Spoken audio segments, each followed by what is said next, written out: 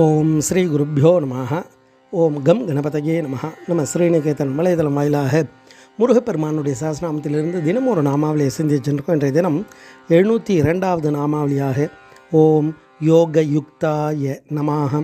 முருகப்பெருமான் இந்த நாமாவளி யோகத்தோடு கூடியவருக்கு நமஸ்காரம் அப்படின்னு வர்ணிக்கிறது. அதாவது யோகம் அப்படின்னாலே இணைதல்னு அர்த்தம். அப்பேற்பட்ட எல்லா விதமான அஷ்டாங்க யோகத்தையும் கொடுக்கக்கூடியவராகவும் அந்த யோகத்தோடு இணைந்தே இருப்பவராகவும் குமார பரமேஸ்வரனை வர்ணிக்கிறது.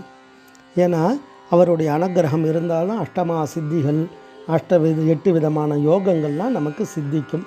அப்படி குமார பரமேஸ்வரனுடைய அடியார்களுக்கு அனைத்தும் சித்திக்கும். அதெல்லாம் நம்மளுடைய பாம்பன் சுவாமிகள், நம்ம வள்ளலார், அருணா சுவாமிகள் இவானா வாழ்க்கையில் நடத்தி காமிச்சிருக்கா. அவளுக்கு என்ன வேணுமோ அந்த யோகங்கள் அந்தந்த நேரத்தில் தானாக வெளிப்பட்டுவிடும். அஷ்டமா யோகங்களும் சரி, அஷ்டமா சித்திகள் எல்லாமே அவளுக்கு கைகூடும். அதை நம்ம திருவானைக்கா திருப்புகழ் அழகாக சொல்லுவார்.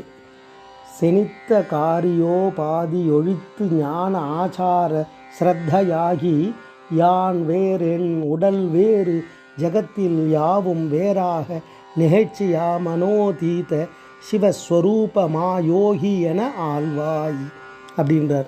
இந்த ஜீவன் இந்த சரீரத்தில் எப்படி இருக்குது அந்த நிலையை உணர்த்தி மேலான பாக்கியத்தை எல்லாம் கொடுத்து மனங்கள் எல்லாம் கடந்த சிவஸ்வரூபமாக மா யோகி என ஆழ்வாய், என அனுக்கிரகம் பண்ணுவாய், எனக்கு அந்த நிலையை கொடுப்பாய் அப்படின்னுவார். அப்போ இறைவனுடைய அனுக்கிரகம் இருந்தால் மட்டும்தான் அந்த யோகமானது சித்திக்கும். அந்த யோகத்தோடு கூடியவர் குமார பரமேஸ்வரன். அதுதான் அந்த நாமாவளி தத்துவார்த்தமாக வர்ணிக்கிறது. ஓம் யோக யுக்தாய நமः. ஸ்ரீ குருப்பியோ நமः. ஓம் சும் சுப்பிரமணியாய நமः.